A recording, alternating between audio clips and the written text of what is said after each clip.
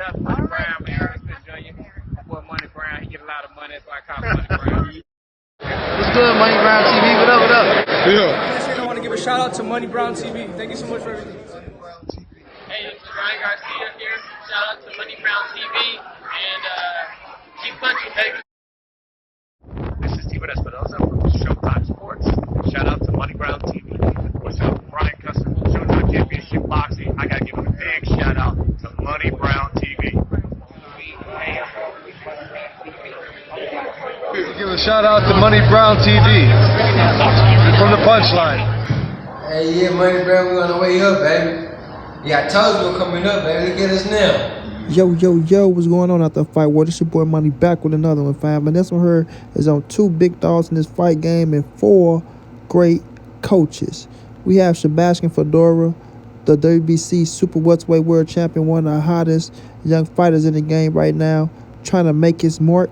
Then we have Errol Spence Jr., still one of the top kings in the sport of boxing, the former WBC, IBF, and Super WBA Unified Welterweight World Champion. Now he's at 154 pounds. And now Errol Spence have a tough decision to make on who's going to be his new coach against Sebastian Fundora in the future. Now, we all know his situation with Derrick James. They're going through a money situation. They got the courts involved. They can't really talk about what's going on. Derrick really don't want to talk about it. Errol don't want to talk about it. We don't know their relationship at the moment. But when it's something like this, that's involved money, it can kill a relationship. We know money is the evil to all things, right? We know it can split up families. It can split up relationships. It's crazy, man. It's crazy how money can kill loyalty, right? But the situation with Errol and Derrick, I hope they get over it. I hope they can settle it. But the courts will settle it no matter what going on. Now, this man right here, Sebastian Fundora, he can care less about it, right? All he's worried about is getting in the ring, defending his title, giving the best effort that he got, and hoping that his opponent bring the best effort that he got, right? One thing about Sebastian Fundora, you don't want to go into the ring slacking against this kid. He's strong, he's powerful, his volume and punching is up there, and you can't not take a break, or you cannot go in there half prepared thinking that he's some slouch and you just go walk right through him, because it's not that type of party. You know what I mean? I respect Sebastian Fundora. I like his style. I respect him as a man, and he's going to bring it 150% every time he's in the ring. We see what he did to Erson Lubin. We seen what he did to Tim Tszyu. He's somebody that you cannot sleep on. You know what I mean? You cannot sleep on him. A lot of people see him just tall, lanky, throw a lot of punches, but he can fight inside, he can fight outside, and, you got to watch him. He's battle-tested, you understand? When it comes to Derrick James, we all know Derrick is the man that started off Errol Spence in the sport. Sorry, not in the sport. In his professional style, because it started off with Mexican trainers. But, his daddy linked Errol with Derrick, and they've been together ever since, and they went on a hell of a run, man. Hell of a run. Like I said, to become unified champion at 147 pounds, WBC, IBF, and Super WA. Fought Turnbull Crawford for undisputed, came up short, right? And after that, things just started going downhill. But we all know Derrick, know Errol, better than anybody out there. So, the number one pick for everybody is say, Errol, stay with Derrick, because this who knows you, and especially is going to get the best out of you at this stage in your career. You know what I'm saying? Going up against somebody like Sebastian Fundora in championship bout. Not saying Errol ain't a killer, not a dog, but you want to be with somebody that can go in there, put in the work, look at your opponent, break him down, know you at your best, and, know how to go about how they're going about the situation. But Errol Spence is in control, you know what I mean? It's rumors that he's with Breadman. Shout out to Breadman. Working out there in Philly. Looked like they had some things going on where a lot of people thinking that Breadman was going to be the number one coach in his corner. Who knows? One thing I say about Breadman, he's a hell of a coach. He can coach boxer punchers. He had Julian J. Rock Williams, who I am a fan of. He took him to be a world champion, but they came up short when they went up against Jamal Charlo. That was the first time he could have fought for a title, but they became champ at 154. I think they was unified, if I'm not mistaken. They lost to Banana.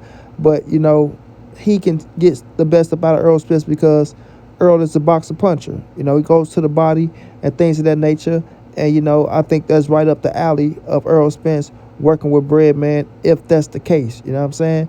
Then we have Robert Garcia out there. Robert Garcia who had Mikey Garcia. One thing Mikey said about Errol when they fought is they kind of similar, right? I see myself in Errol Spence. I just think I'm a little bit better. You know what I mean? Meaning they don't do everything perfect, but they do everything good, which is a telling sign. So when you look at Errol Spence, Robert Garcia can be a great addition to him.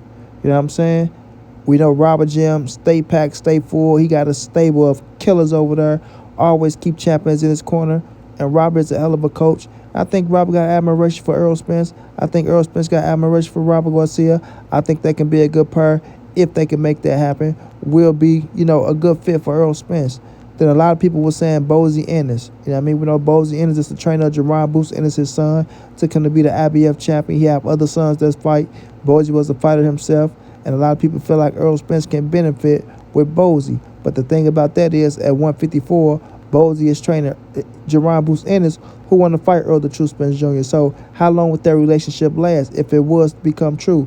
You working with Bozy, things like that. Now Boots still want to fight him. Now you got to break that thing off, and you still got to find another trainer. So I kind of shoot that one down. You know what I'm saying? Bozy is a hell of a man, hell of a guy, smart. You know what I mean? Got a lot of knowledge in the game. But I think Errol Spence and Bozy Ennis, I don't think that's a good combination on the simple fact of you don't want to go work with somebody who know your tendencies and things of that nature. Then you got to turn around, fight his son, and he got a good glimpse of who you are, what you like to do, and things like that. Not saying that fight will take place because Jerron Boots Ennis look like he's standing at 147. He don't want to come up to 154 to fight Virgil Ortiz. Who knows how that's going to play out?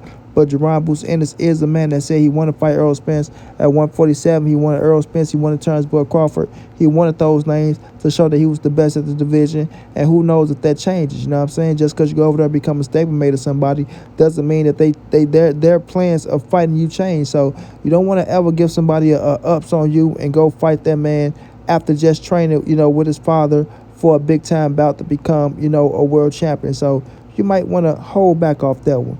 Now, when I look at Breadman, Derrick James, and Robert Garcia, the three cats who I feel like, you know, are great candidates. Like I say, the Derrick James situation, man, I don't know how messy it is. I don't know. Like, they haven't been going on, you know, social media blasting each other. They keeping it quiet under the books just to let you know they got respect for one another, even if they pissed off at one another. You seen them at the Frank Martin fight when he was fighting Gervonta Tank Davis. Derrick was still training Frank. They was going through that situation. It wasn't no hard feelings. They both was up on the stage with one another. Neither one looked, you know, like they wanted to, you know, not rock with each other. So that shows discipline in both. You feel what I'm saying? Will it take place? Could they get back together? It might be a stretch. Depending on how things go in court, it might be a stretch, man. So, you know, Breadman, Robert Garcia, you bring those two up. He's been working with Breadman, you know, trained with him, shaked out with him. Who knows if he was just in Philly and just, you know, trying something out to see if it'll be a good fit or anything like that. So you got to give Breadman the heads up and say he's the front runner out of all four. You know what I mean? Robert Garcia, we know he's on the West Coast. Earl will have to fly to the West Coast and things like that because I don't think Rob is going to fly to Texas and work with Errol Spence on just a simple fight when you got other trainers. We got other fighters that's due for big-time fights and you got a stable of killers yourself. So that might be out of the picture because Errol Spence might not want to fly away from his kids going all the way on the West Coast.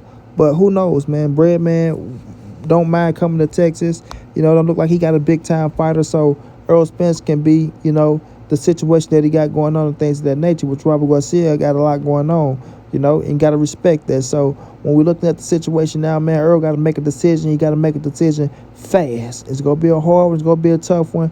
But if you're talking about fighting and getting back in the game, especially in 2025, you got to pull a trigger on somebody, man. You got to pull a trigger on somebody.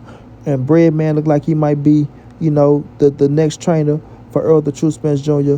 going into a big-time bout against Sebastian Fundora for WBC Super Welterweight World Champion, which is a big deal, man, which is a big fucking deal.